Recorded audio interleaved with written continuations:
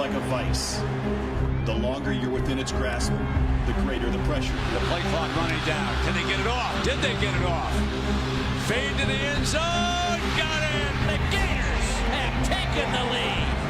Time now grips the Gators with the burden of extending their spell over the Wildcats. Pressure coming, and Smith is dropped. Uneasy with the thought of being the first team to break it. Florida survives. For Kentucky, all those years, the losses, the anguish, all the pain have not only amplified the tension, the hurt has hardened their desire. They yearn for this to stop, for their first win over Florida in 3 decades. Time. It acts like a vice. Florida, Kentucky, it's time. Number 20, Florida, undefeated, and 3-0 Kentucky in one of the longest streaks in college football history. Will it come to an end tonight? Several have fallen over the last decade or so. We go back to 43 in a row for Notre Dame against the Naval Academy. That streak ended in 2006 in South Bend. Meanwhile, the second longest streak in college football history spanned the old Big 8 through the Big 12, Nebraska and Kansas. That was 36 in a row for the Huskers over the Jayhawks.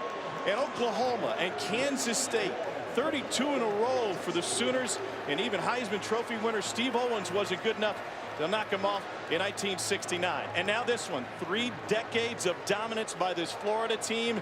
They've been nail biters, buzzer beaters, and blowouts. See what that has in store for us tonight. With that, we welcome you into the broadcast booth. Tom Hart alongside Jordan Rogers. We'll see Cole Kubelik in a moment. You've been down this road. You've walked this path in this league on the wrong end of a lengthy losing streak. Yeah, Vanderbilt had the opportunity to do this several times throughout my career, and even times we did make some history. But as a head coach, there's really 2 schools of thought. Either it's a game by game and nothing changes, or you have the opportunity to use this type of historical magnitude really as motivation. I talked to Stoops because at Vanderbilt, 1 year we did, and 1 year we didn't. It was based on the maturity of the team. Stoops said it's something that he probably wouldn't have mentioned to this Kentucky team last year, but they're playing with a different confidence. They have more maturity up front and across the offense and defense. So it's something that he used in order to spark a different preparation and attention to detail within the week. You don't win this on Saturday. You win this on Tuesdays and Wednesdays, as he mentioned. It's evident that they built this program based on defense. We'll see that defense here tonight. But other concerns for this Florida team still without plenty of playmakers. In fact, they arrive in Lexington without 10 players, still suspended by the program as University of Florida Police Department continues its investigation into alleged credit card fraud. What they're missing, key players on offense, Antonio Callaway and Jordan Scarlett are guys who could make it happen for this offensive team that's still struggling to find its footing. I think the biggest absence there is Jordan Scarlett. This is a running back by committee right now. When you're going up against a defense like this, you got to be able to throw the ball. So the pressure is going to be on Felipe Franks and this offense to generate some semblance of an intermediate or downfield passing threat, which they haven't so far. To the SEC championship game. What Cole was going to tell you about was that speed up front for this Florida team. It's helped in their takeaway department. Pick sixes abound, and they get great pressure on the quarterback. Eddie Pinedo gets us started, and the kickoff goes out of bounds. And Kentucky will open with great field position for quarterback Steven Johnson.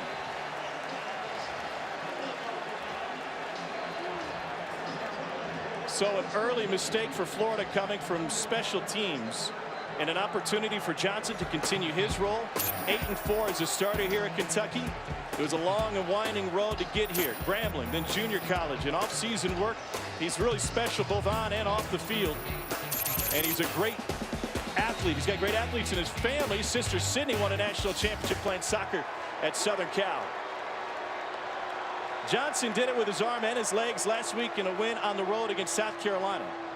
He's got C.J. Conrad in the backfield and Benny Snell behind him. And they're going to go play action. Conrad got knocked off his route, and Johnson will scramble for 3. Well, Sean Joseph brings him down. Here's a look at Kentucky starters and then offensive line. Yeah, Tom, an offensive line that's going to be tested today. Florida is fast and athletic up front. They got to do things like they just did. Get Steven Johnson outside the pocket, motions, shifts, anything they can do to keep those defensive linemen of Florida on their heels. They rotate 4 deep at each defensive end spot. There's the pressure. They answer with a screen. Snell's got some room. A first down. Plenty more for Benny Snell. It goes for 21, and Kentucky into Gator territory. And as I just mentioned, you want to do something to slow down a defensive line where you go to the screen game. 2 great cut blocks down there to get those Florida guys off their feet and open up that lane for Snell.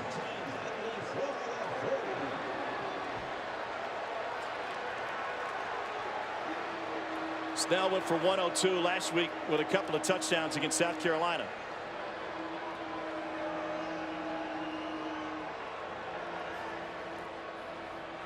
Johnson pulls it back, sideline shot, incomplete, trying to find Tavin Richardson. Here's how Florida lines up defensively. Still a really good defense when you talk about individuals, but they haven't shown it just yet. 106th against the rush this season.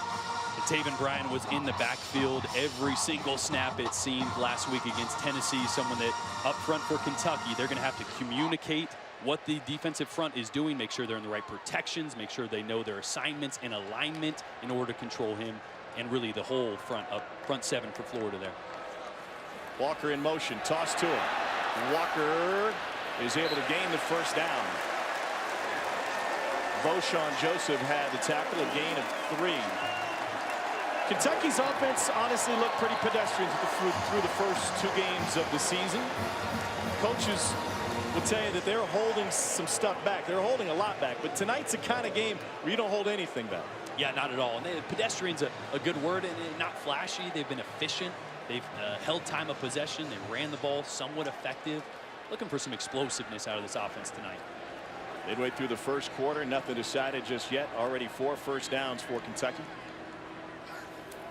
Johnson comes back on another screen. Room to run. This is Keon Ross. Fights for more yardage and takes it to the 20. Keon Ross, the senior, picks up 21.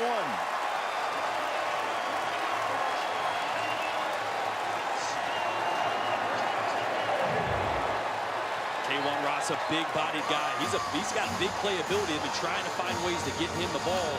And as I mentioned earlier, against a good front 7, you're going to see screens, you're going to see perimeter throws, anything you can do to neutralize. They do a good job rubbing with their other receivers, don't they? Johnson looking, penetration up front, and Florida gets him for the first sack. Jabari Zuniga, sophomore out of the Atlanta area, got into the backfield. We've got a flag on the play. After the play, unsportsmanlike conduct, defense number 5. Unsportsmanlike conduct, 81 of the offense. Those penalties offset. That is the first unsportsmanlike conduct foul for both players. Second down.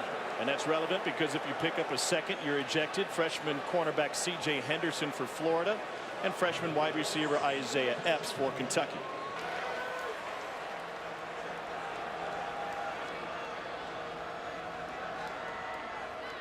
On 2nd and 17, Snell has room.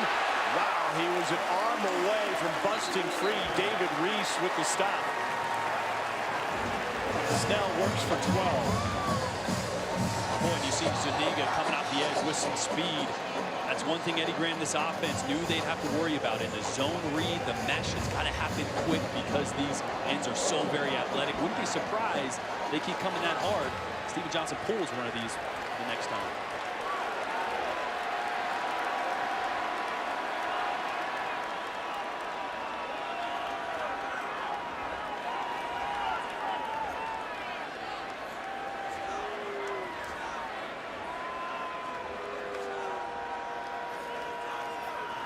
Snell, not open, to go to the end zone, caught, Blake Bowen, touchdown Kentucky.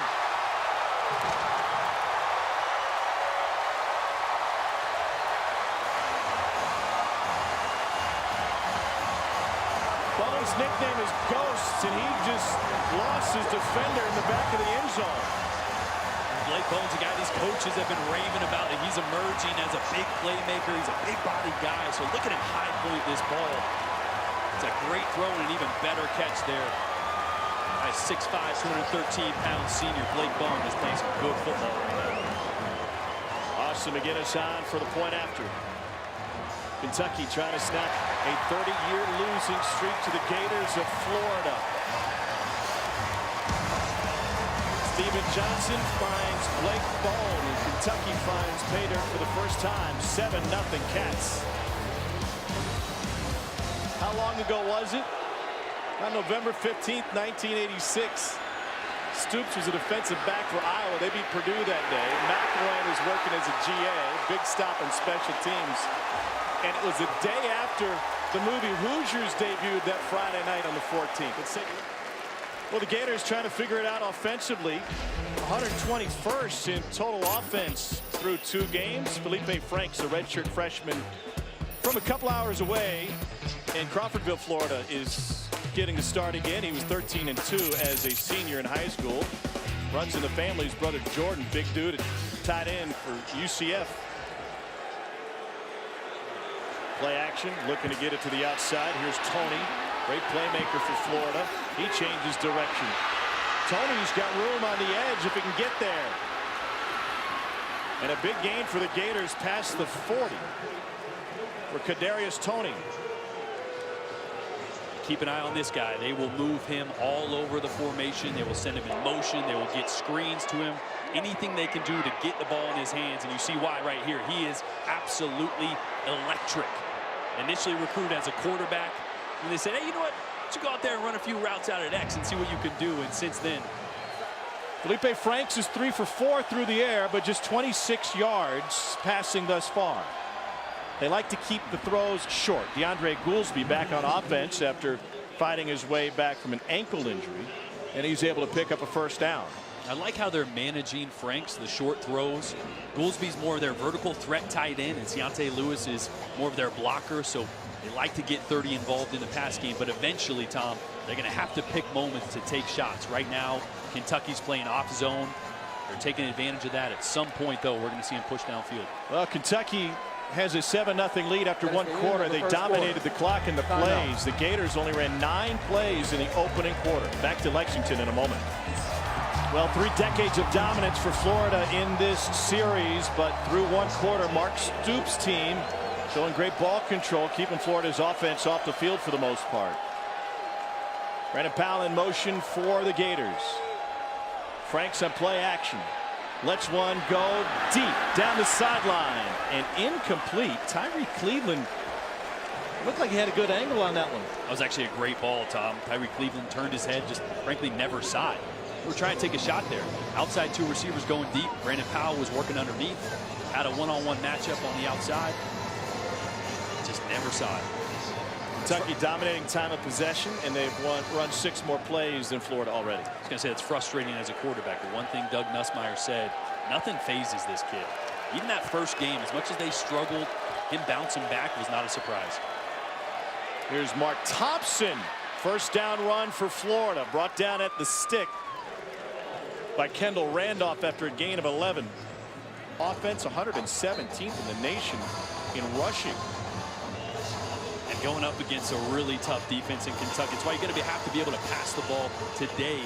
Tyree Cleveland's a guy that he's the one that caught the Hail Mary, so he's got a ton of confidence. Felipe Franks playing with more confidence. They got to find guys on the outside that can make plays today going up against this very stout Kentucky defensive front. Daquan Green in his Wildcat, Kadarius Toney.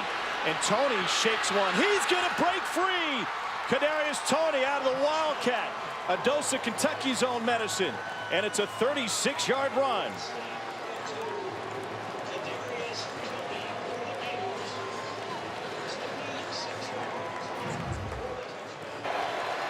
And this is just an outside zone play. Got Mark Thompson, the big 240-pound back, lead blocking for the explosive Kadarius Toney. And as we talked about earlier, they're going to continue to get the ball in that man's hand. He is absolutely electric. Coaches said he's got great football instincts and a feel for the game, and that was evident. Eddie Pinedo, redshirt junior place kicker, bangs through the extra point, and we're tied less than a minute into the second quarter. Well, plenty of production from the quarterback position for both teams, just not coming from the quarterbacks. Kadarius Toney runs it in from 36.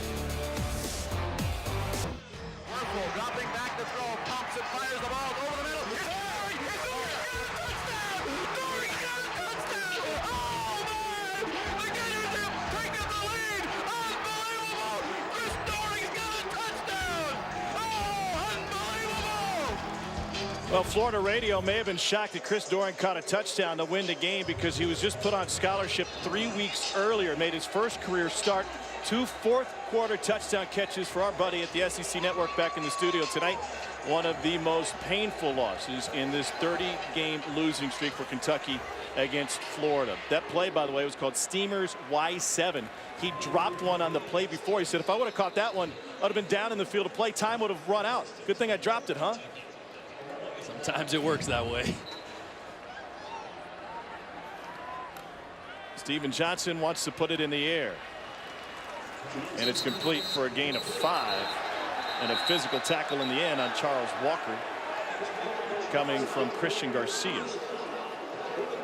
The Florida team still playing without Keelan Johnson. He continues to fight his hamstring injury. They're hoping to avoid surgery, so more time for Garcia at one of those linebacker spots. And with such a young defense, especially in the secondary, Randy Shannon really leaning on these linebackers, especially David Reese and even Christian Garcia, to be the heart and soul really behind that good front seven. They're an opportunistic defense with all the takeaways and scores. Saheem King has a first down run. And he's out of bounds at midfield after a gain of 20. And King's just a big play guy, averaging nearly 5 yards a carry. Boy, and early on, Landon Young with the great block on the outside there. Early on, Kentucky's really getting to the edge of this Florida defense, something I didn't expect, especially just handing the ball off. It's one thing with all the zone read they do, but they have got the edge, and that one right there, 67, Landon Young, that left tackle. Big block there to spring snow. King in motion. Here's Benny Snell. Pick up a 4. Cole, what do you got on Landon Young? This is a young man that loves to compete, Tom. Grew up on a farm, got to Kentucky, and loves to fish. So we tried to recruit a couple different players.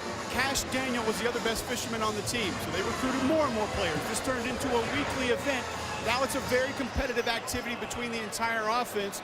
But Landon did tell me, I've never been beaten. No one's ever caught more fish or a bigger fish than me any week that we've ever gone out. Well, he's a big fish himself at 6'7", 305. Not much room in the boat with Landon in there. On 2nd and 5, Johnson tries to reverse field, and he ducks his way towards the marker. We'll see if he got it. Zuniga with the tackle for Florida, and they'll mark it as a first down. This Florida front four is so very active, and what's impressive is even when they don't make a play in the backfield, they chase a lot of plays down. Zuniga does it, Polite does it, Jefferson. They've got high motors. That's just the attitude, the way they play on defense. It's why they're so successful at stopping those big plays. Even if he gets outside the pocket, they're still able to rally and get back and make the tackle. Lynn Bowden in at the Wildcat now. He wanted to throw it last time. Fakes a jet sweep, trying to find a crease. And Bowden got licked by Garcia at the tail end of that one after picking up 4. Bowden didn't see any time first game of the season, and he wasn't happy about it. After the game, sent out a couple of tweets. It was pointed out to him, hey, listen, Benny Snell had 1,000 yards rushing last year. He didn't even play in the first 2 games. There's a guy by the name of Randall Cobb here as a freshman. He only had a carry and a couple of catches. Wait your time, buddy. It'll come.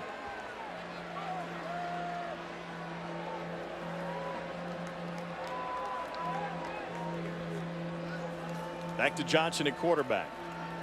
And on the read, he read it wrong, and he gets thrown to the turf by Ja'Kai Polite. It's a loss of 4. Boy, just against such a fast defensive front, you got to make sure you're 100% right. You're Steven Johnson and you pull this ball. When that defensive lineman right there, Tom, is hesitating, that should always be a gift. He's trying to play both there, and you're not going to beat that. Or this defensive line with speed, got to hand that off and make them continue to see the run, see the run, see the run, and then you'll be able to pull and get some yards on the ground with Steven Johnson. Steven Johnson talked to us a couple days ago about changing the mesh point and getting his running back closer to him so he hits that quickly. Out of the backfield, Snell couldn't hang on. David Reese had the coverage. Yeah, it's a good point, because when you have such speed off the edge as Florida does, that zone read takes a little bit of time. And usually the running back is 1 yard off and 1 yard behind the quarterback. They've been inching up a little bit this week to make that zone read hit quicker, make the defensive end make a decision faster. So then can that speed up your timing as a quarterback and get you out of rhythm? Well, it does. And we saw Steven Johnson maybe make the wrong decision there because he doesn't have as much time to evaluate if that guy is going after the run or playing him. Another punt for Matt Panton. Former Ivy Leaguer will wait. And Brandon Powell won't have a chance for a return. Kentucky, whoa! They're going to down it at the 1. 39-yard punt.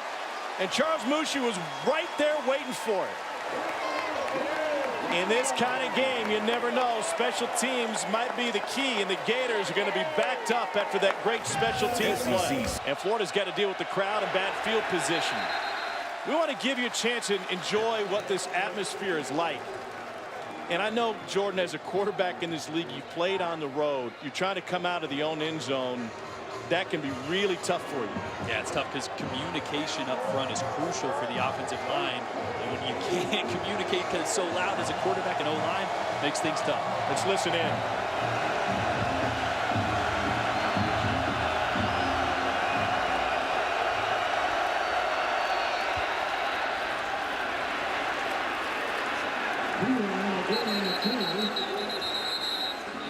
A hard-fought 4 for Pirine. Florida practiced all week with noise in their indoor facility. It's not like playing a soundtrack. It's just loud, loud crowd noise. Kind of sounds like a jet engine. But even still, Tom, really tough to replicate when a stadium in the SEC gets going. I don't care how loud you have those speakers. There's something that's deafening about a crowd when it gets going as a quarterback and really as an offensive unit to communicate.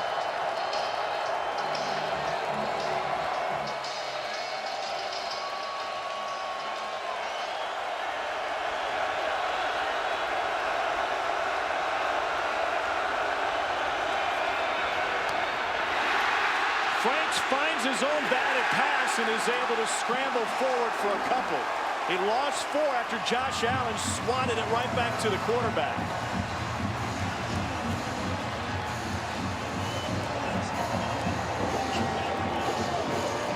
Boy, this is dangerous. It's a young quarterback. Probably hasn't been told enough times by his offensive coordinator. He will. Got to bat that thing down. Standing in the end zone. That is a dangerous, dangerous play. Quarterback's eyes get so big. You want to make a play, but better just to let that one hit the ground. Johnny Townsend, a true weapon. Gets off another good one.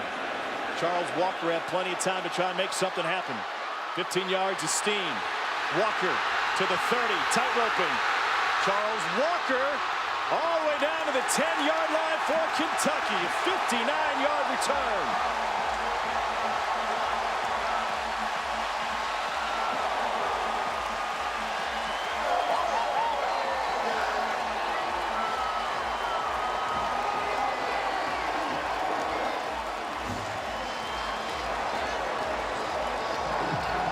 Former Wildcat got put on scholarship last year.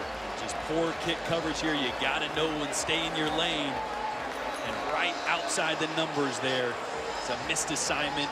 No Florida Gator in that lane. Great job finishing it off by Walker there. He's a sneaky good athlete. I mean, this is a great job of patience at the end here. Allowing his blockers to get a few extra yards at the end. Benny Snell doesn't find much up the middle against that Florida defensive front. Maybe one. That'll set up 2nd and goal.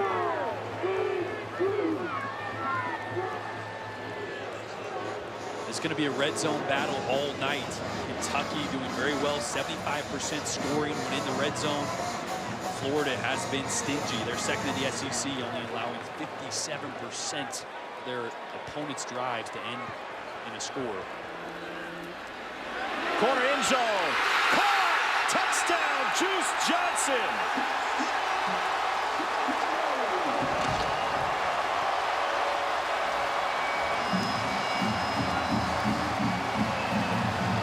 Right over the top of Duke Dawson, and it's the 2nd touchdown pass of the game for Steven Johnson. This whole thing was set up by special teams. First, it was the punt coverage unit, and then the punt return for Kentucky that gave them such great field position. They need only 2 plays to cover the 10 yards, and the Cats are back in front. Austin McGinnis for the point after.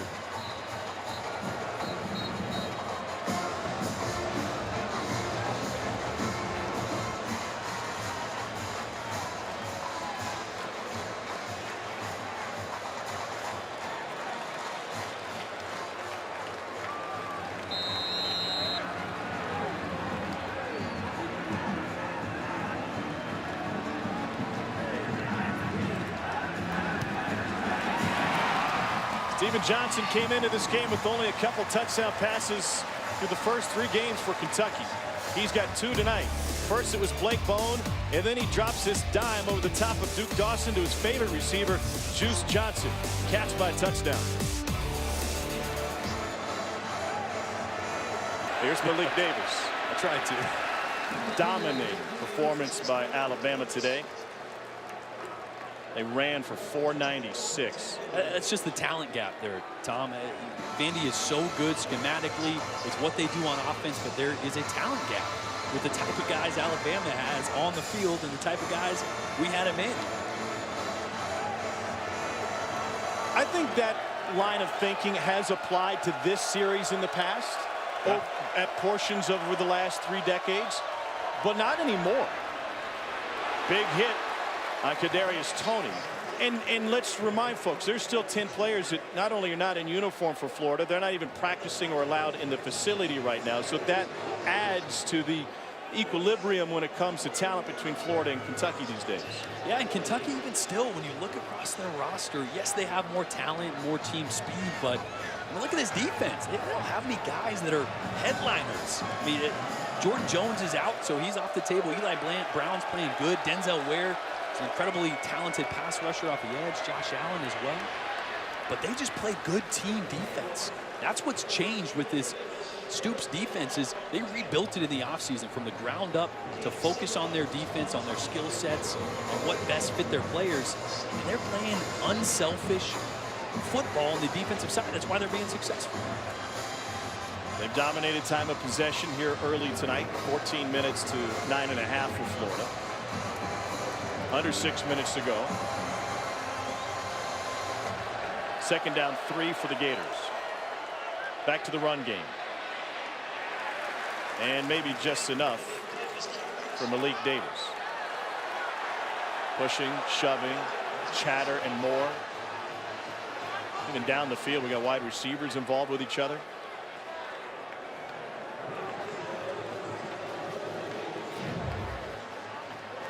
This was after the play. Watch this. Love tidying it up with Ciante Lewis. These are the moments that leaders on the field and or the coaches need to make sure they reiterate how important it is to get rid of the extracurricular. Play angry, play emotional between the whistles. You can't let that spill over and cost your team post-whistle. End around. And the Gators have Tyree Cleveland bottled up at the 50. Gain of 2 that time. There's Mike Edwards. Edwards wears that number 7 because he's a big John Elway fan. Elway never hit like this.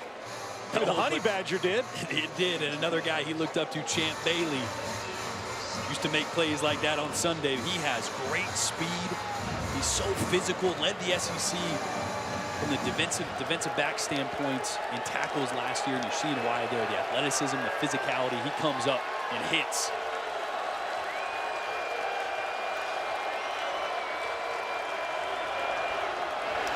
Pressure. Franks will escape. Try to pump fake. And is able to get 2. And third down coming up now for the Gators.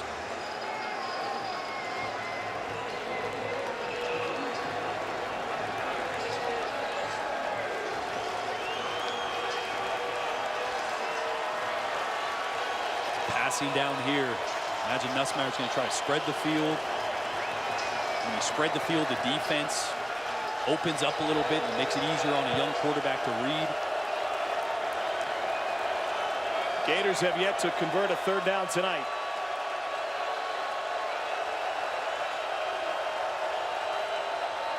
They're going to run it, and they won't get it. Mark Thompson taken down after gain of 2. You said it was a passing down. Why does Florida go to the ground game there? You know what? And maybe because they thought, like I did, that they thought Kentucky maybe thought they were going to pass. I don't know. I think that's a passing situation, and Franks has been good. Maybe go to a screen. Those slip screens on the outside with the receivers have been successful, but I tell you why.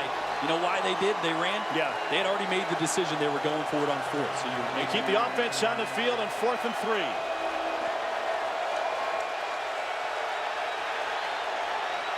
Uncovered is Tyree Cleveland. And now he's in a foot race. Shoved to the pylon. And if he didn't step out, that's a touchdown. Side judge looking for help. Where you got him? At the 1 or in? They're going to take an extra look, and they'll call him out at the 1, it seems. The ruling on the field is a touchdown. 45-yard touchdown pass from Felipe Franks to an uncovered Tyree Cleveland. Cleveland is inbounds. He gets the football in the goalpost. That's a snapshot. That's a touchdown. Boy, it sure looks like a great job of keeping his balance at the end. It looks like the pylon forces that ball out of his hands. Tennessee fans are thinking, you know, it can happen sometimes. Sometimes Tyree Cleveland can get behind your defense. We're tied at 14 on this Saturday night thriller from Lexington. Guys back in the studio want to talk about it. Back to Dari and the gang. A sellout tonight at Kroger Field in Lexington, and we're knotted at 14. Number 20, Florida, trying to continue its winning streak. Felipe Franks, a redshirt freshman quarterback, trying to guide the Gators to their 31st consecutive win over Kentucky. Steven Johnson, Kentucky's QB, trying to end it. Welcome back, everybody. Tom Hart alongside Jordan Rogers. We talk about the mentality of being a team that's lost to another for 30 consecutive seasons. That first half must have Kentucky believing. Oh, yeah, and Stoops even said, I feel like we have good confidence coming out. I feel like he was trying to almost not look too cocky. I feel like he knows his team well, and they're playing confident. I guarantee he's stressing at halftime, though. Continue to play fast, continue to play physical, play between the whistles.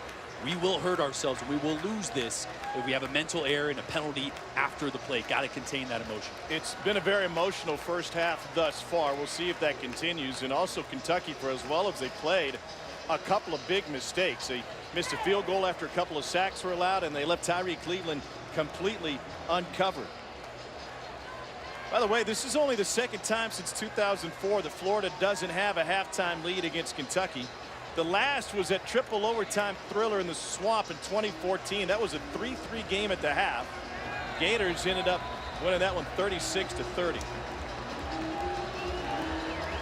A couple of key injuries for Kentucky before the end of the half. We'll see how that plays out. Trey Massey back to return for the Gators. And no return. Let's check in with Cole.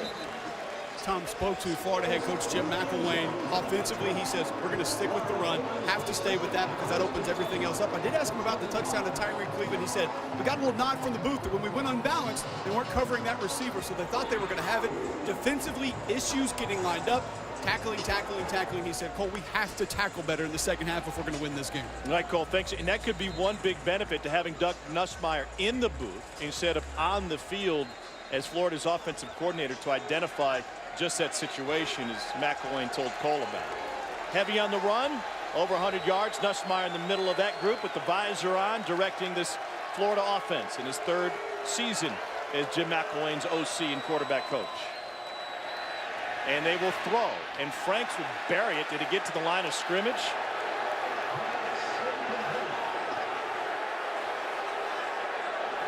Adrian Middleton ended up in the backfield.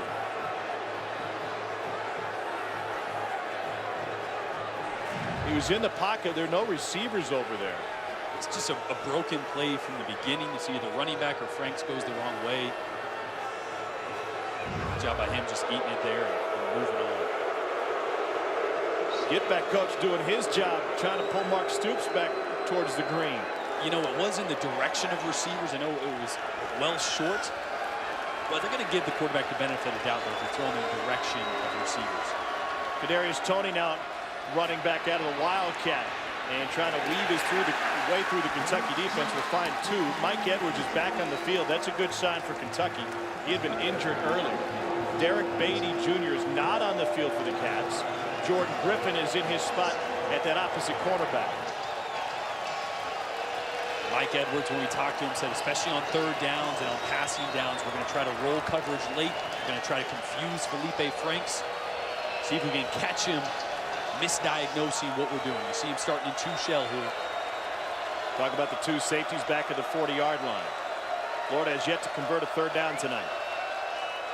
4-man rush. Deflected and nearly picked. Courtney Love jumped the route. They're trying to fit it into Powell, and Kentucky will force a punt. And just what I said, Tom. They started in 2 shell. They rolled to 1 high late. Dropped a guy underneath. Franks thought he had 2 high. Was working the slants, which is what you do. But it just happened to be 1 high with a late rotation there from the secondary. Courtney Love almost came up with one.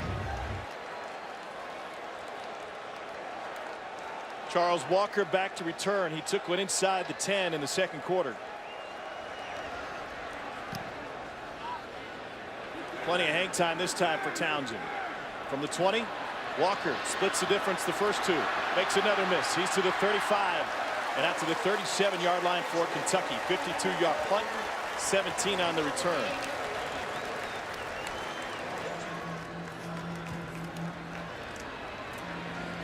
Nothing doing for Kentucky on the running game here. Conrad, when we talked to him just the other day, he said basketball was really his first love. Obviously having parents with that background, but said once he started hitting the weight room, started bulking up, he lost his shot. Yeah. Got a little too stiff, didn't have that touch anymore. It's probably a good thing because he's going to be a guy that can play at the next level with his physicality, what he can do blocking, let alone catching the ball. I heard something new from C.J. Conrad that I'd never heard before, talking to football players or any athlete. He credited an udder for his strong hands. Grew up on a milk farm. Said I was out there every morning milking the cows before everything got automated, and he gave credit to doing that work on the farm with strong hands as a youngster. Johnson uses his arm to thread the needle and fit in a 1st down pass to Taven Richardson.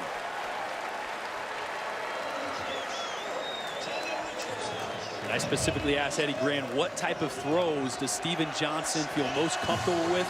It says your basics, single high, beaters, you got curl flat, read the flat defender if he expands. Got a wide open lane for the curl there, threw that with velocity and was decisive.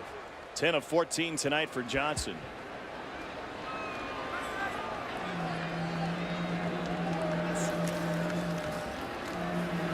All day, over the middle, wide open. Juice Johnson at the 30. Carries dudes with him all the way down to the 23. 28 yards for Garrett Juice Johnson. 15 straight games with a catch for Juice Johnson from his quarterback, Steven Johnson.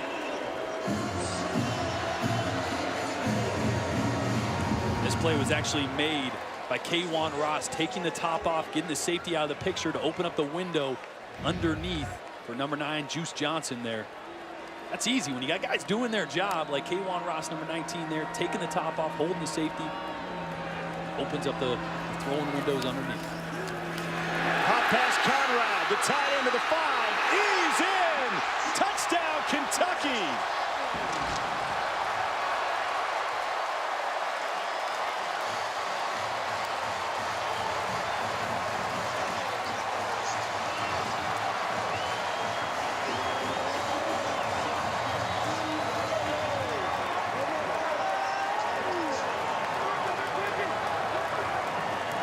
Garrett Johnson goes 3 for 3 for 62 yards in that 4-play drive for Kentucky.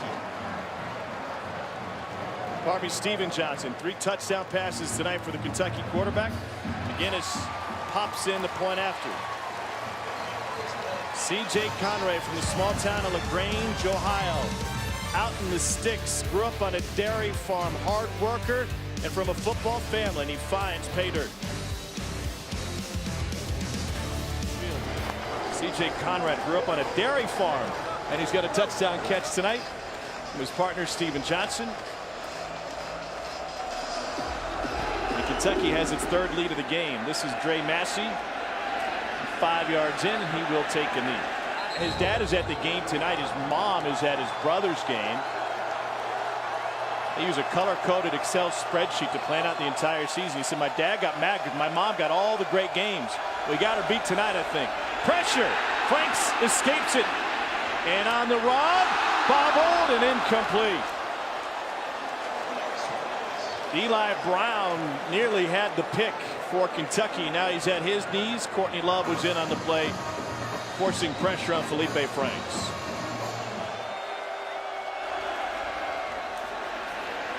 Mark Thompson, nowhere to go. Helmets are flying off. Brett Heggie, freshman left guard, lost his, and he'll have to come out for a play. And Florida facing a 3rd and 9.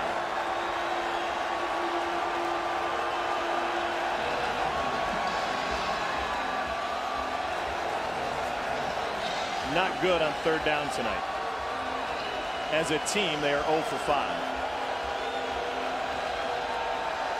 Wow, communication issues on the offensive line. TJ McCoy trying to shout it out to the right side. And right tackle, Juwan Taylor. See if they hold. Franks, happy feet, trying to run, nowhere to go. Swallowed by Josh Allen, Kentucky's first sack of the night.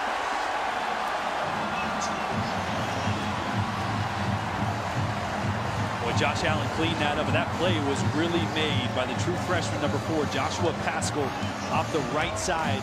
Provided the initial pressure here that Franks felt had to step up. And that's just a great job by Josh Allen. Notice he was just playing Franks' eyes there. He's playing zone, sitting back, waiting on 3rd down. A lot of times you have a guy that just sits and watches the eyes of the quarterback. Walker's been strong in the return game tonight, and this one will end up on the Florida sideline. We'll see where they mark it. Oh, we got fisticuffs over on the Florida sideline. It took a blocker all the way out 5 yards into the Florida bench, a 41-yard punt. Kentucky with the ground game. Shaheem King has a seam, trying to beat the safety, and they take him down at the 35. Another big play for Shaheem King. 30-yard sprint. And up on top of your screen here, you're going to see the outside linebackers just lose contain. That play starts to the left, and King, with great vision, changes field. And boy, that's the 2nd or 3rd time. Wow, finishes it there at the end. 2nd or 3rd time Florida has lost contain on the outside, and Kentucky's hitting for big plays. And Johnson in motion. Oh, little touch pass to Steven Johnson. Here's the razzle-dazzle. Bowden will let it go. Wide open, King.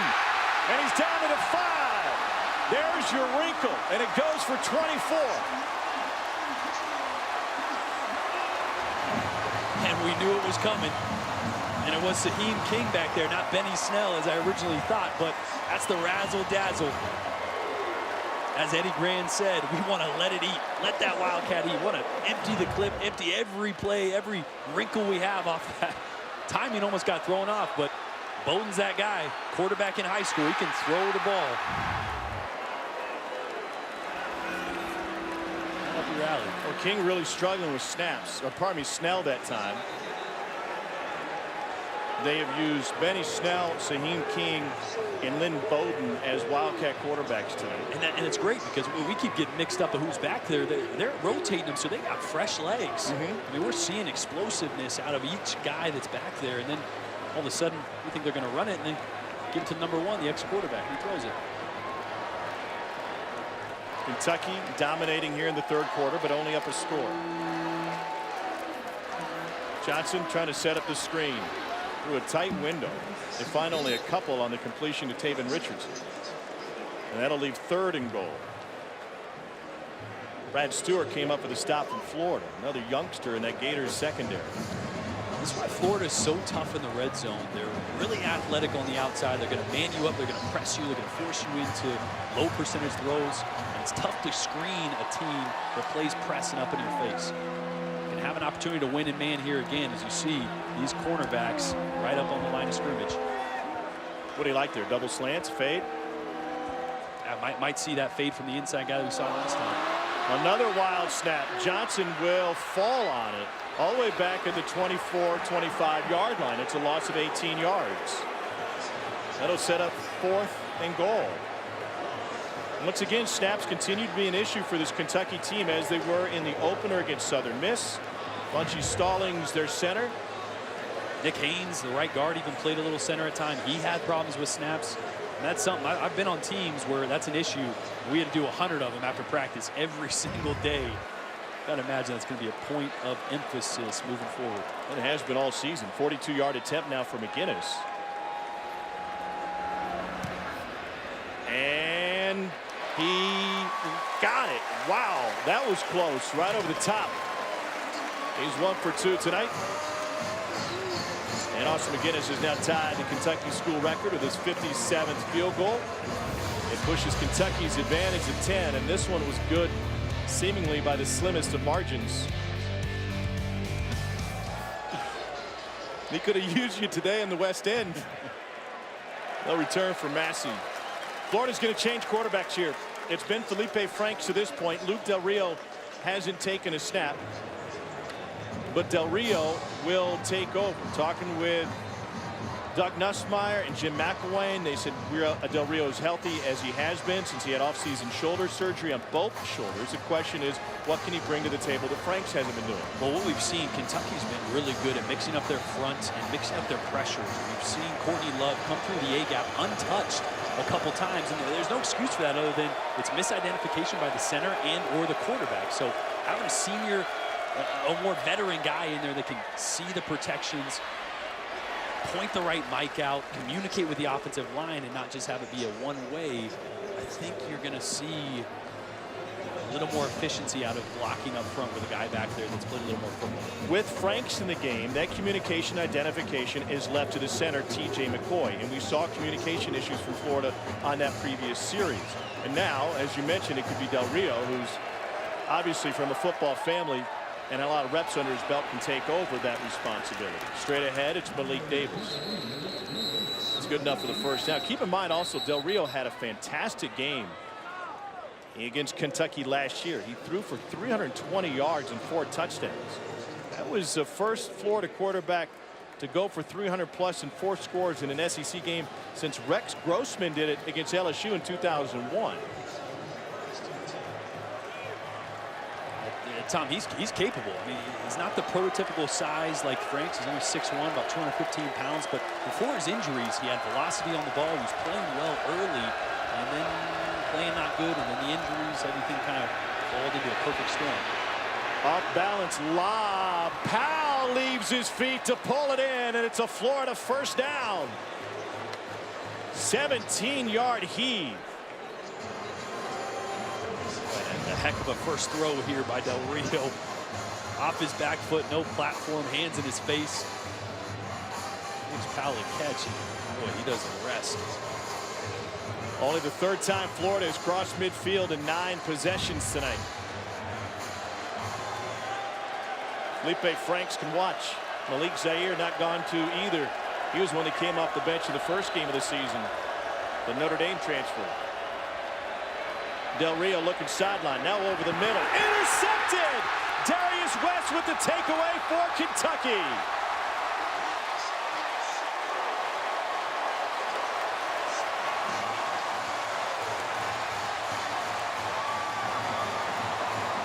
And I was about to say it smells like time for a shot, but when you're fresh off the bench, if it's not there, you can't make a bad play worse. Del Rio wanted to work the wheel to the the boundary of the field. He's looking to his left here. He wants the wheel by the tight end. When it's not there, you cannot come late over the middle. Darius West is playing at a high level, and he will make you pay. Trying to squeeze in there, Josh Hammond, but like I said, it's just late. You're trying to take a shot. You're trying to hit the wheel route to the tight end. If it's not there, check the ball down. We head to the 4th quarter in Lexington, Kentucky. 15 football minutes away from snapping a 30-year losing streak. Here's Benny Snell. Wow, strong stiff arm, and Snell earns 12 and a first down.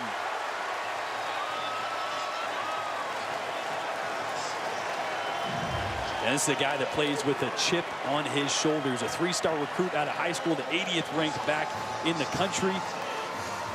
Up just last week, had a pinned tweet on his social media that ranked the top 5 running backs coming in 2017, and he wasn't on there. He runs with anger, runs with a chip on his shoulder. He's a heck of a back. You saw it all right there. 1,000-yard rusher last year, broke Randall Cobb's freshman rushing record, picks up 2 here. You know, talking football with Eddie Grant is a lot of fun, the offensive coordinator for Kentucky, but sometimes he speaks in riddles. He said he told Benny Snell after South Carolina, see a little, see a lot, see nothing. I don't know if Benny got it. I was a little bit lost, but basically what he was saying to him is don't overthink it. Don't look at all the other defenders. Just focus on where you're going, and that will lead to positive yardage. Yeah, when you think about it, you get it. I was with you. I lost him the first time you said it. It's almost like the my favorite saying from the Patriot: aim small, miss small. Okay. Got to focus on what's in front of you. Focus on what you're trying to diagnose, where the hole is, so you don't have too much going on. It's like a quarterback. If you're sitting on the couch right now, you think quarterbacks read the whole field, you're wrong. You read the whole field, you're seeing nothing. You got to have guys and keys and parts of the field that you read so you can narrow your focus and get into the details of what guys are actually doing. Same thought process for a running back. You can't see all 11 guys or 10 guys in front of you. You got to know which couple you're focusing on that are in front of you so you can hit the hole the right way. See a little, see a lot, see nothing. This is 3rd and 5. Johnson. Incomplete, dangerous. C.J. Henderson, who has a pair of pick sixes already this season, was there to break it up. Just a freshman out of Columbus High School in Miami. Boy, and he almost had another one. He pulls that down. There's nobody catching him.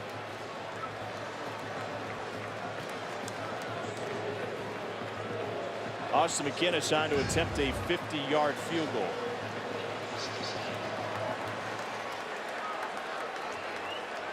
Lake Best is the snapper. Tristan Yeomans is the holder.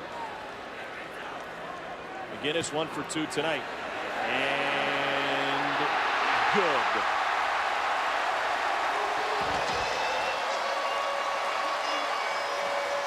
Now school record 58 field goals for Austin McGinnis. Kentucky up 13 thanks to the dependable senior out of Prattville High School in Alabama. Austin McGinnis extends Kentucky's advantage. Both of these head coaches come from teaching families. The McElwain's dad was a coach and a math teacher. Chance for a return for Dre Massey. And Massey gets dropped at the 20-yard line. 13, Luke Del Rio in a quarterback for the Gators. Little option look. They're going to reverse it to Tony, who wants to throw. Heaves downfield. Man open. It's Cleveland. And he's got a Florida first down. Wow. This is a dime, Tom. We talked about it. Kadarius Toney, he came in as a quarterback. Played in high school. Started his career here at Florida as a quarterback on the run to his right. That is a throw. And a great job again by Tyree Cleveland, as he did with the Hail Mary last game, of tracking the ball in the air. Here's Kadarius Toney again, and made the wrong decision. He ran right into Josh Allen, only finds 1. This is not easy right here. With your head all the way back, see him adjust back towards the sideline at the last minute. It's almost like an outfielder in baseball tracking the ball. It is not an easy catch over your shoulder when the ball is as high as Toney just threw it. Boy, and when they need an explosive play, huh? Yeah. They might need a couple. 2nd and 9. Davis has been the workhorse in the second half. He picks up 5 there. 11th carry of the night for Malik Davis. They've used Perine for 5. 3rd down 3. As the Gators try to keep this drive alive.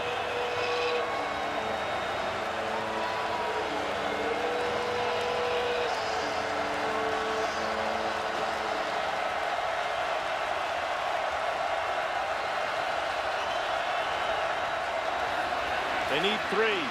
They get it, and then some. It's Malik Davis again. And he's able to find 9. Great play design here. Misdirection with the motion and shifts. Gets Kentucky a little hesitant from the linebacker position. Mike Edwards comes up and tries to play that, but Malik Davis is seeing things very well right now, and he is quick on those cuts. Gators in the red zone for the first time tonight. Only their 3rd trip into the red zone in the 4th quarter. Pardon me, all season. 12th quarter of football for Florida. And they're finally knocking on the door. 9:19 to go. And Malik Davis again. Boy, the way they're running the ball, still 9 minutes left. The clock's ticking, but they got time. You want to take a shot here. Your tendency would be to say, we got to get it in the end zone. But when you're running the ball like this, stick to this. You still got time for another, maybe 2 more possessions in this game, even with a few runs here. Bubbles haven't burst just yet. They overload that right side again. It's Malik Davis again.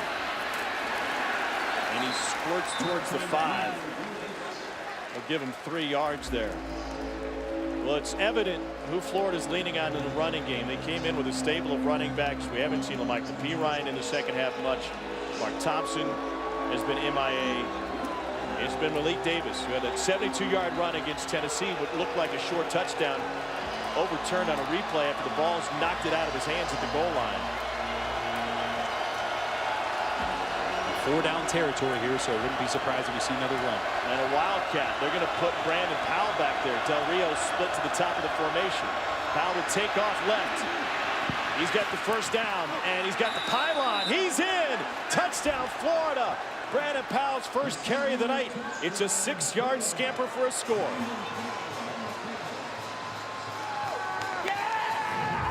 Exact same play they scored on with Tony. It's just quarterback zone outside. Got Mark Thompson, the big 240-pound running back, blocking for you again. Great job stretching at the end there, but McElwain mentioned it when he said he talked to Cole, and when Cole said he talked to McElwain, they wanted to come back to the Wildcat. Haven't seen Powell back there yet. A lot of times they'll take a look at it. They'll see what they need to see and clear it without having to stop the game. And that's probably what just happened there. Small delay to wait for the point out. Pinedo to make it a 6-point game. He does. We've got 4th quarter fun from Lexington. A 30-year win streak on the line for the Gators, trying to push to 31. They'd have to do it in comeback fashion. You heard Dave Neal mention it, and over the 30 years, there have been some heartbreaking losses in this series. It was a 21-3 lead in the 4th. Kentucky was up 5 with 5 minutes to go when Jared Lorenzen threw that interception that Johnny Lamar took back to the 1. Ron Carthon scored, and C.J. Lick hit the 2-point conversion. 24-21 Florida. Part of 30 consecutive wins in this series, the 4th longest in a continuous series in college football history, and the longest active. Steven Johnson pulls it back. Now he'll try to find some room up the middle, and not much there, maybe a couple yards.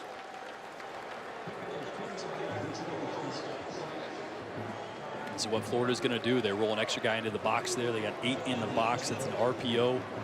Don't have the numbers to hand the ball off, but playing tight man coverage on the outside. They're going to force Steven Johnson, if they have to throw the ball into tight coverage, make him be accurate.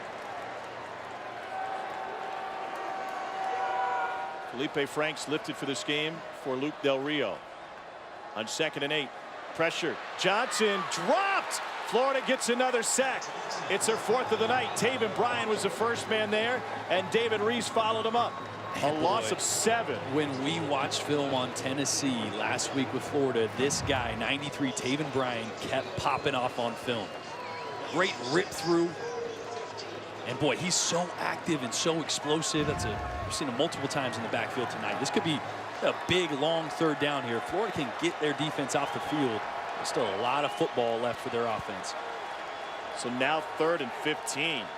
Gator defense trying to get the ball back. Johnson pressured.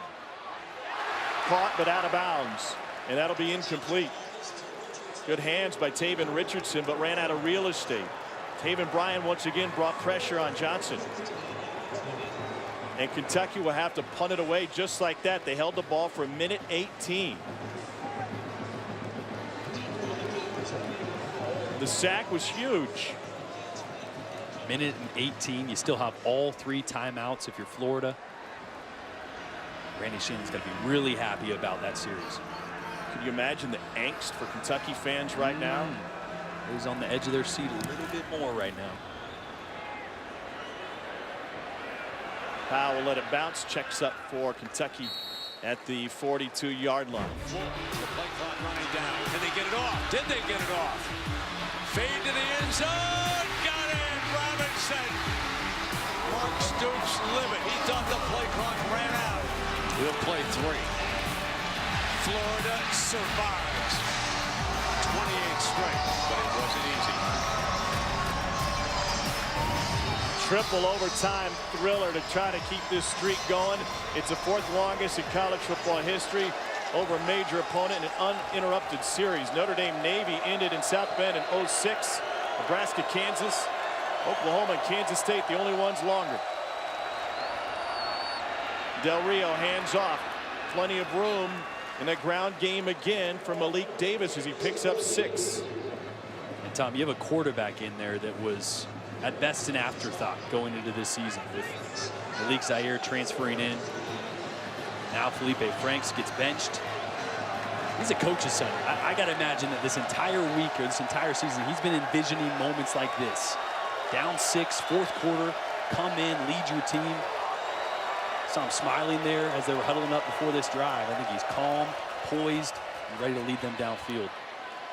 Well, Luke Del Rio went through a lot last season, especially in terms of injuries. Got his knee banged up, his shoulders were hurt, he got knocked out of that Arkansas game, and finally off-season surgery to repair both shoulders.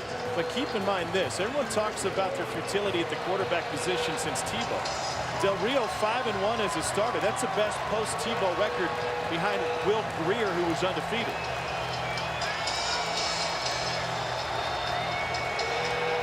Great start. Then he was injured late. Powell's been his go-to guy. He comes in motion. To Powell out of the backfield. He needs 6. Powell sneaks free. Where's the spot? He got it. Able to evade Mike Edwards and get the first down with 4:47 left. Uncharacteristic of Mike Edwards, he is a sure tackler, if not their best on the back end. This play should have been dead, should have been blown up. Missed tackle, missed tackle. Whew. Stopping on a dime there and making Westry miss as well.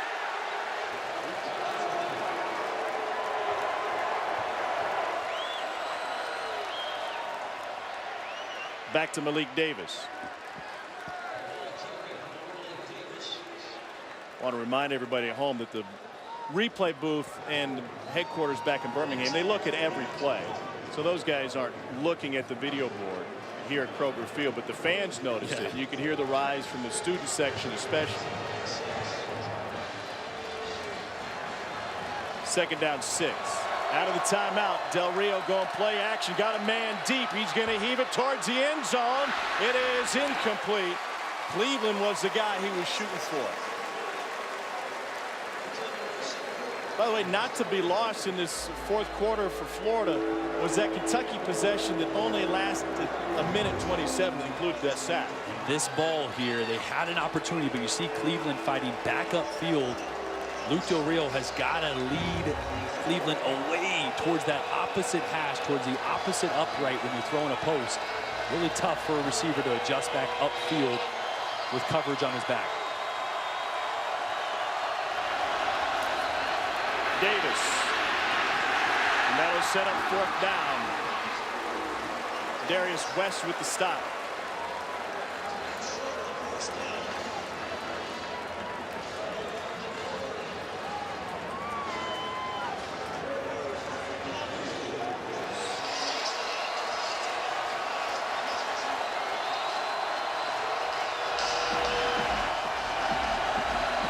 Could be the game.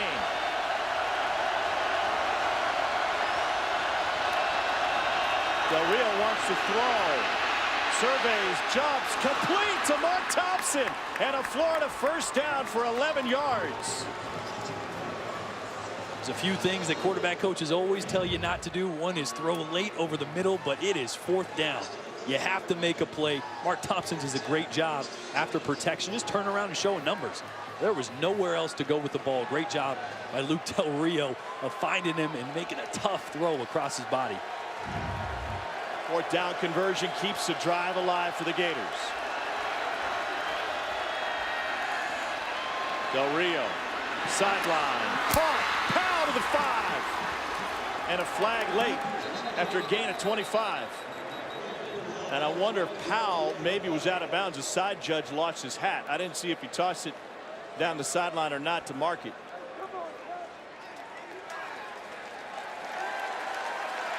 They're bringing it back. Powell went out of bounds. Illegal touching against the offense, number 4. He went out of bounds on his own and was the first to touch the ball. The penalty is lost down at the previous spot, 2nd down. Powell, number 4, top of your screen. And just really loses awareness of where he is on the field. Nobody's forcing him out. Looking back towards the quarterback, doesn't realize how close he is there. That's tough. That takes away a big play and a great throw by Del Rio. You can see the side judge near the pylon toss his hat down to signal that immediately. That's Anthony Jeffries. Great eyes. 2nd and 10. Malik Davis off the toss. Out of bounds after a couple. And that'll bring up 3rd down.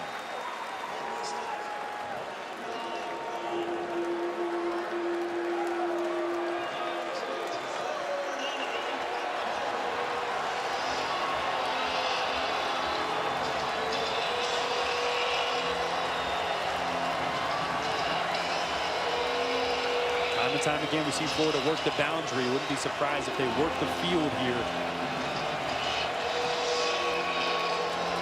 Brandon Powell and Tyree Cleveland here at the bottom of your screen.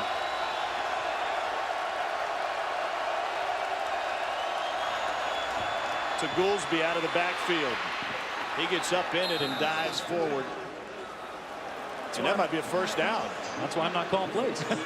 Well, he was lined up on the left side initially. Well, this is actually what I thought they were going to do on that 4th down. I thought they were going to lead Goolsby out. They ended up trying to run a rub route. Florida 2 of 3 on 4th down tonight. You have a 4th down to win it, or a 4th down and you need it. There's a play that all the coaches have sat down and said, we're comfortable with this. There should be a lot of confidence in what they're calling and why they're calling it right now.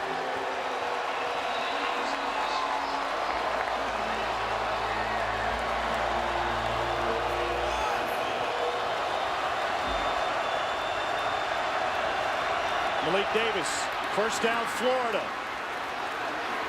And he gets a few more before Mike Edwards can wrestle him down. Needed 1, got 6. He's been a spark, huh? They've been a different team running the football with Malik Davis in there. Great hat level up front from the Florida offensive line. You got to do that on 3rd and 4th and short. Davis is able to burst through. He had 5 carries coming in, 20 tonight. Powell at Wildcat, Del Rio split out.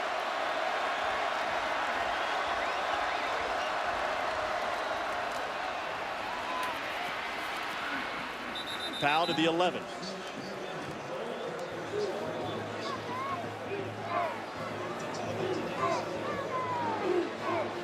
We'll see if Florida's Wildcat has a wrinkle in it with Powell running it. He'll come out for a breather. Notice that clock's still ticking. They got 3 timeouts, but by chance they score here. They don't want to give Kentucky any time to get a field goal. That's why you're seeing them let that clock run. Here's Davis to the 5. Under a minute to go. And if Florida can finish this one up, this might be the most heartbreaking loss for Kentucky in 31 years of this rivalry. Second charge timeout, Florida. This will be a 30-second timeout.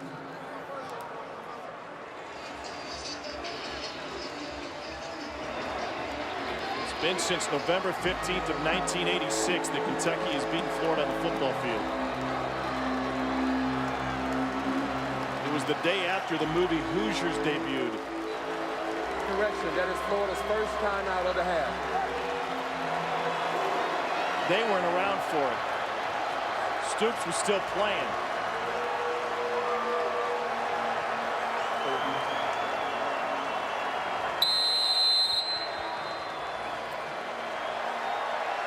Third and 1. Kentucky trying to run a man up, wide open, touchdown Florida. Freddie Swain was left all alone, and for the second time tonight, Kentucky gets caught napping. Gators pending the point after, looking for their first lead of the night.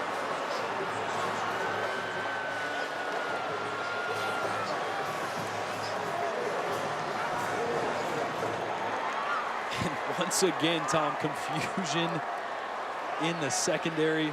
Hey, are we good upstairs? All right. Let's say we're good. Unreal.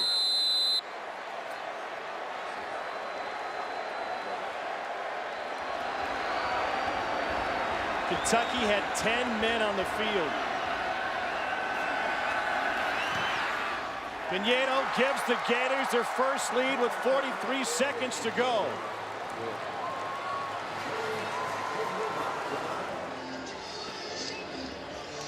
They have the best kicker in school history. They need to find a score late to pull it off. Wow, this place is silent.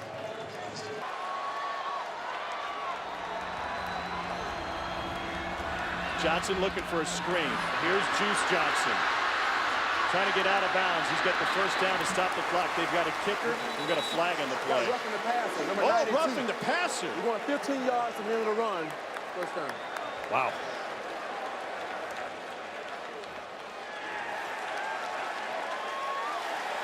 Number 92 of the defense. 15-yard penalty. There's a gift. Zuniga, yeah, I'd say. McGinnis hit 2 game winners last year late. Mississippi State and Louisville. Watch 92 and white. It's a, you just can't do that. I mean, 6 seconds off the clock, and now Kentucky's on the other side of the 50 already. Still 2 timeouts. McGinnis connected for 51 against Mississippi State and 47 against Louisville. Late wins last year for Kentucky. Incomplete. 32 seconds left. Charles Walker had it hit his hands. Probably better there that that one was incomplete. It would have been in bounds. A minimal gain. Clock would have ran. If I'm Kentucky, I'm trying to hit something deep down the middle of the field right now, or intermediate to the middle of the field. Don't have to work the sidelines.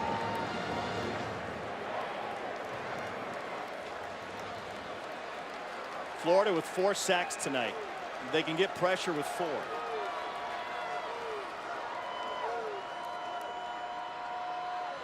Line holds. Johnson over the middle. Incomplete. Duke Dawson made a play on it, but somehow it got through to Juice Johnson.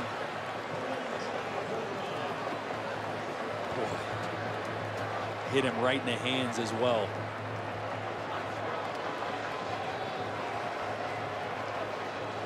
Tyree Cleveland knows drama. 3rd down.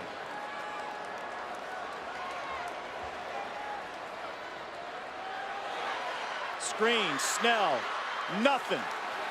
And that'll bring up 4th down with 21 seconds to go. David Reese with the stop and a timeout for Kentucky. Second charge timeout, Kentucky. This will be a 30-second timeout.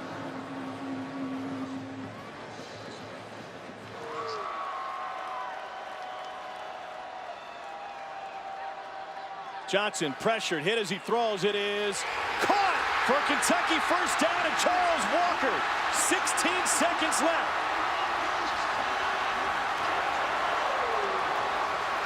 A spike to stop the clock. They have 11. What do you go to here with time to draw something up? Well, you still have a timeout. So middle of the field is still available, but this is just a switch route. They faked that slip screen that they've ran a few times. That is an extremely accurate throw under pressure, getting hit as he lets it go. And as big of a catch in traffic as Charles Walker may have, or ever have so far this season. Still have a timeout in your pocket. And they are in field goal range here. They'd like to be closer. Here's Benny Snell up the middle. 7 seconds to go. 6. And we've got a flag on the play.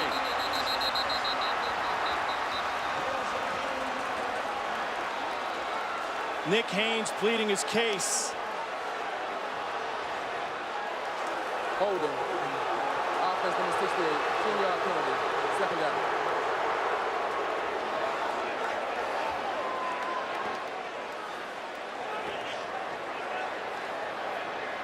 Injured Florida player now with 6 seconds left.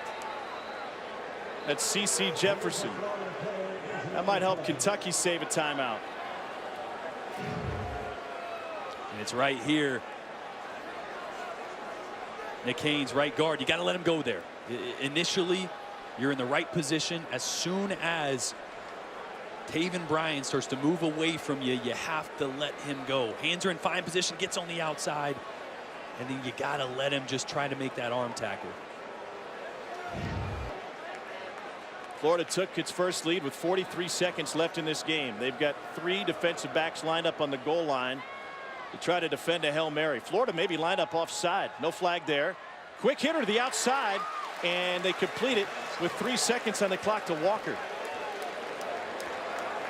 And that was, it's either take a shot in the end zone or try to get 2 or 3 and make it easy. When you got a field goal kicker that has this range, that's an option you have.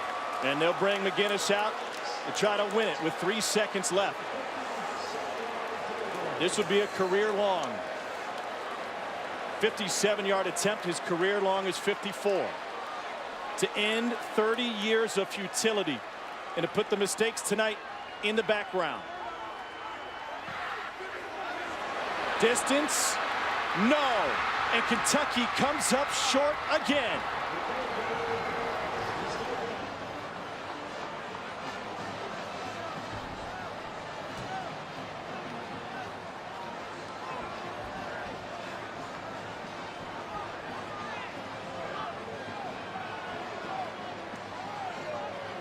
For the last couple of years, the road to the East Championship has gone through Gainesville. It will stay that way, it seems, for now.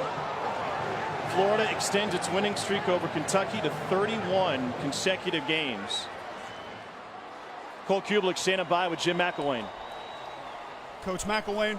Love you too, baby. Where the fuck? Where the fuck, baby?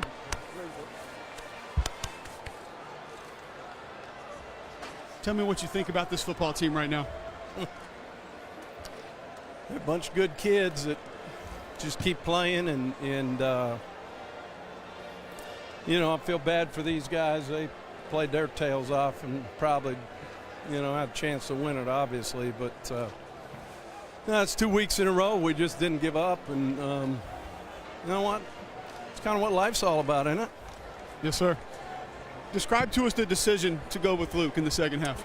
We just kind of wanted to jump start it a little bit, and we just felt that he's healthy now and has done a really good job in practice, and you know, we'll evaluate it and see where we go from there. What do you tell this team moving forward? Well, we got to go get ready to play Vanderbilt at home, and the goal there is to just go be 1-0, man. That's what we got to do.